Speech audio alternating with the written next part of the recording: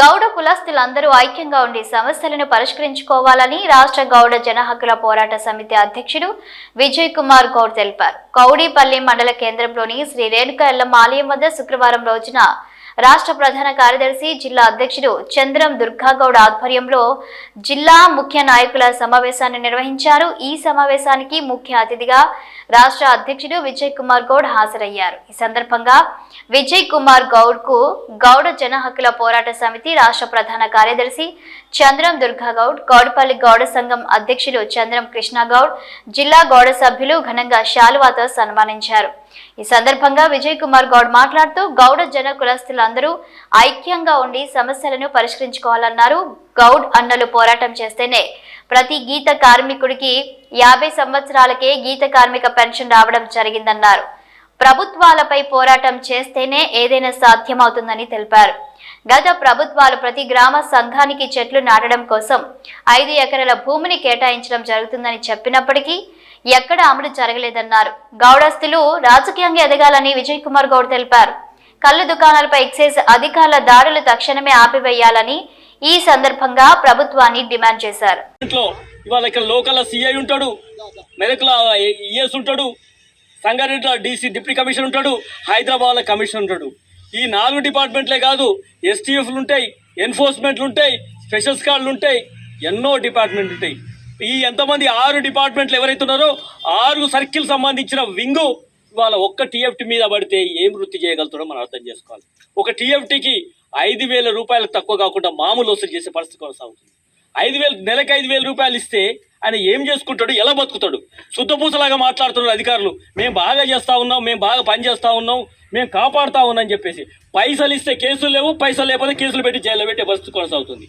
మా వాళ్ళు భయానికి భక్తికి వాళ్ళకు, ఎందుకంటే ఇటు సంఘానికి వస్తే మరి వాళ్ళు ఎక్కడ వేధిస్తారో, సంఘంలో ఇన్వాల్వ్ అయితే ఎక్కడ మమ్మల్ని ఇబ్బంది పెడతారో అని చెప్పేసి వెనకపోవడము, వాళ్ళేమో వచ్చిన అవకాశాన్ని పైసలు ఒకవైపు దోపుతూనే ఇవాళ ఇబ్బంది పెడుతూ కేసులు పెడుతూ షాంపిల్ పేరు మీద నెలకొకసారి ఫార్మేట్ ప్రకారం చేయాలి కదా, మేము ఫార్మేట్ ప్రకారము ఎప్పుడో ఒకసారి షాంపిల్ తీయాలి కదా అనే పేరు మీద షాంపిల్ తీస్తే పైసా, షాంపిల్ తీస్తామని చెప్పకపోతే ఒక పైసా, పైసల మీదనే పైసలు తీసుకుంటూనే ఉన్నారు, కేసులు పెడుతూనే ఉన్నారు, ఇబ్బంది పెడుతూనే ఉన్నారు, జైలు పెడుతూనే ఉన్నారు. దీని పేరు మీద మీరు మందు కళ్ళు అమ్ముతా ఉన్నారు. మీ దగ్గర ఆల్ఫోజా అమ్ముతుంది, డైజోఫామ్ ఉన్నది, క్లోరోఫామ్ ఉన్నది, రకరకాల మత్తు పదార్థాలు పెట్టి కళ్ళు అమ్ముతా ఉన్నారు మిమ్మల్ని అని చెప్పేసి ఒకవైపు బెదిరిస్తూ ఉన్నారు. నిజంగా దమ్ముంటే కేసులు చేసి చూస్తాం, ఏం చేస్తారో చూస్తాం. నిజంగా డబ్బులు తీసుకుంటావు, కేసులు చేస్తావు. ఎందుకని సుతపూస మాసాలు సత్యాచంద్ర మాటలు మాట్లాడుతూ ఉన్నారు. చాలా ఇబ్బంది పడుతూ ఉన్నారు. నీకు ఇన్ని ఒక్కొక్క టీఎఫ్టీకి 5,000 నుంచి సంవత్సరానికి 50,000 రూపాయలు ఒక టీఎఫ్టీ నుంచి కింద నుంచి పైదానికి పైసలు పోతా ఉన్నాయి. కింద నుంచి పైదాకా కమిషనర్ ఆఫీస్ దాకా పైసలు పోతా ఉన్నాయి. మరి పైసలు మీ దగ్గర పోవాలి, ఆడు ఎట్లా బతకాలి? ఇలా ఊర్లో పంచాయతన్నా, పబ్లిక్ మీటింగ్లన్నా, రాజకీయ పార్టీ ఎన్నికలన్నా చిట్టీలు వస్తాయి, సీసాలు పంపాల్సిన పరిస్థితి కొనసాగుతుంది. ఇటు సీసాలు పంపాలి, ఇటు వీళ్ళకి అధికారులు పంపాలి, రాజకీయ నాయకులకు పంపాలి, మళ్ళీ గ్రామంలో ఎవరన్నా ఉంటే వాళ్ళకు పెద్ద మనుషులకు పంపాల్సి ఉంది. ఇన్ని రకాలుగా పంపిన తర్వాత ఆయన వృత్తి ఏం చేసే పరిస్థితి కొనసాగుతుంది. వృత్తిని ఎక్కడ ఆధునీకరిస్తూ ఉన్నారు, వృత్తిని ఎక్కడ అభివృద్ధి చేస్తూ ఉన్నారు? ఒక కళ్ళు సీసా 5 రూపాయల నుంచి 5.5 పావులకు పరకకో మనం రూపాయి పెంచుకుందామంటే ఇవాళ పెంచుకునే పరిస్థితి, ఒక రూపాయి పెంచుకునే ఇది కూడా మనకు లేని పరిస్థితి. వాళ్ళ కళ్ళు దుకాణాలు ఈ ప్రపంచంలో ఇక్కడ కూర్చొని స్పేస్ సెంటర్లు, చంద్రమండలము అక్కడ పోయి చూసి వచ్చే జెలెన్ స్కాన్ లాంటి వాళ్ళు పోయి చూసి వచ్చే టెక్నాలజీ, ఫోన్లల్లో ఏఐ ఎన్నో వస్తున్నాయి కదా. ఈ జీవన విధానంలో ఎక్కడ మా దగ్గర వృత్తి మీద మార్పు రాలేదు. మా మీద మీ ఇష్టారాజ్యంగా కొనసాగితే ఒక్క అధికారి కూడా ఇక్కడ ముందుకు పోవడానికి మేము హెచ్చరిస్తూ ఉన్నాం. ఎందుకంటే ఇబ్బంది పెడతా ఉన్నారు. కొన్ని పైసలు తీసుకొని ఊకుంటున్నారా అంటే కేసులు పెడతా ఉన్నారు, ఇబ్బంది పెడతా ఉన్నారు. కాబట్టి ఖచ్చితంగా మీ భరతం పడతామని చెప్పేసి మా కొత్త కాదు, గతంలో అకుల్ సబల్ వారు అనే ఎన్ఫోర్స్ డిపార్ట్మెంట్గా ఉన్నటువంటి ఐపీఎస్ అధికారినే తరిమి కొడితే ఇవాళ ప్రభుత్వం తోకముచ్చి ఇవాళ వృత్తిని స్వేచ్ఛగా చేసుకునే అవకాశం ఇచ్చింది.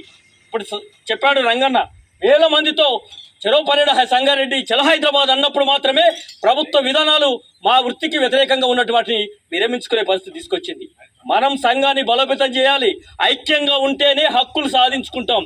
ఐక్యంగా లేకపోతే ఎక్కడి పరిస్థితుల్లో కూడా ఇలానే ఎన్ని సంవత్సరాలైనా ఎప్పటికి చెప్పు అప్పుడే అన్నట్టు అలానే ఉండిపోయే పరిస్థితి. కాబట్టి మారుతున్న కాలంలో రాజకీయం కూడా ముందుకు రావాల్సిన అవసరం ఉంది. వృత్తి కొనసాగించడానికి వాళ్ళ వృత్తిలో ఒక ఐడి కార్డు ఇవ్వాలంటే వాడు ఎవడో ఇన్స్పెక్టర్ ఉంటాడు, ఎవడు రెవెన్యూనా కోఆపరేటివ్ ఇన్స్పెక్టర్ ఉంటాడు. ఐడి కార్డు కోసం 2,000 నుంచి 5,000 కావాలంటాడు. పెన్షన్ తెచ్చుకోవాలంటే ఐడి కార్డు ఉండాలి, సంఘంలో సభ్యత్వం ఉండాలంటే ఐడి కార్డు ఉండాలి. సంఘంలో సభ్యత్వం ఇవ్వాలన్నా, సభ్యత్వం ఉన్నవాడికి ఐడి కార్డు ఇవ్వాలన్నా, ఐడి కార్డు తీసుకుపోయి మన పెన్షన్కి అప్లై చేసుకోవాలన్నా వేలకు వేలు ముట్ట చెప్పే పరిస్థితి కొనసాగుతుంది.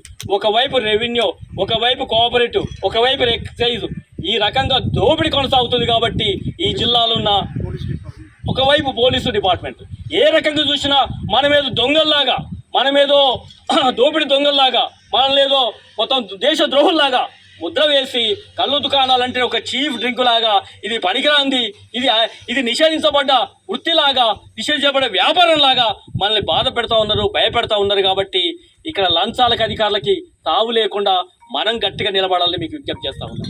మీరు ఎంత నిలబడితే, గతంలో చాలా మంది ఇబ్బంది పెట్టినప్పుడు నిలబడ్డం కాబట్టే వెనక పోయిరు, మళ్ళీ ఈ 5 నుంచి 10 ఏళ్ల కాలంలో విచ్చలవిడిగా కొనసాగుతుంది అనేది కూడా మీరు గుర్తుపెట్టుకోవాల్సిన అవసరం ఉంది. రెండో వైపు ఇవాళ రాష్ట్రంలో ఉన్నటువంటి 42% రిజర్వేషన్లు రావాలని పోరాటం చేశాము. ఆ రిజర్వేషన్లో కూడా రాజకీయ ప్రాతినిధ్యం కూడా ఉండాల్సిన అవసరం ఉంది. చట్టసభల్లో ఎలాగూ లేదు, స్థానిక సంస్థలైనా గత ప్రభుత్వ పుణ్యమా అని ఉన్న రిజర్వేషన్ 33ని 18% తీసుకురావడం వల్ల రాజకీయంగా సర్పంచ్, వార్డు మెంబర్ నుంచి జెడ్పీటీసీ దాకా ఎక్కడ కూడా రాజకీయ అవకాశాలు లేకపోవడం వల్ల జనరల్ స్థానాల్లో పోటీ పడలేక రాజకీయంగా ఇబ్బంది పడ్డాం. కాబట్టి రేపు మనకు ఈ సంక్రాంతి వరకు నోటిఫికేషన్ వస్తూ ఉంటాం. కాబట్టి రాజకీయంగా నిలదొక్కోవాలంటే, కళ్ళు దుకాణం నిలవాలంటే, నడపాలంటే ఎంత రాజకీయ ప్రాబల్యం అవసరమో, ఎంత రాజకీయ మద్దతు అవసరమో రేపు రాజకీయంగా మనమే ఉంటే ఇంకోటి దగ్గర పోవాల్సిన అవసరం లేదు. మనకు వచ్చే హక్కు అది. ఈ సమాజంలో మన భాగస్వామ్యం ఉన్నాం కాబట్టి ఈ దీంట్లో మనకు వచ్చే హక్కు మన జనాభా ప్రాతిపదిక మీద మనకు రిజర్వేషన్లు వస్తే సర్పంచ్ అవుతాం, ఎంపీపీ అవుతాం, జెడ్పీటీసీ అవుతాం.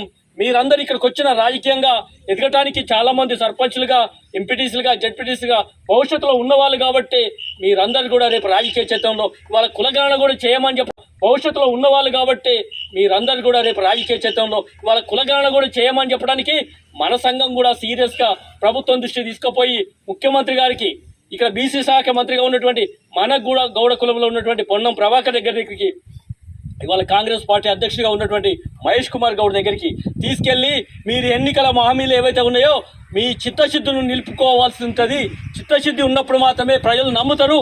మీరు ఇచ్చిన హామీని నిలబెట్టుకుంటేనే అది న్యాయం జరుగుతుంది అని చెప్పి నిలబెట్టుకోవడంతో పాటు ఆచరణలో ప్రాక్టికల్గా ఇంప్లిమెంటింగ్ చేయాల్సిన అవసరం ఉందని చెప్పి కొట్లాటం. కాబట్టే ఇవాళ రాష్ట్ర వ్యాప్తంగా కులగణన అవుతుంది.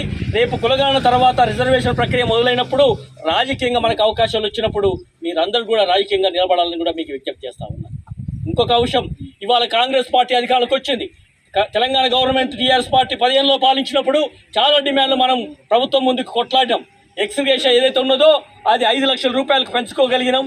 అదేవిధంగా ఈ రాష్ట్రంలో ఉన్న పన్నులు మేము కట్టం, ప్రభుత్వాలు కొన్ని బడ్జెట్ రూపంలో లక్షల రూపంలో అన్ని వర్గాలకు ఇస్తూ ఉంటే మేము చిన్న వృత్తి చేసి మీకు ప్రభుత్వానికి ఎందుకు నింపాలన్నప్పుడు పన్నుల విధానాన్ని కూడా రద్దు చేయించుకున్నాం.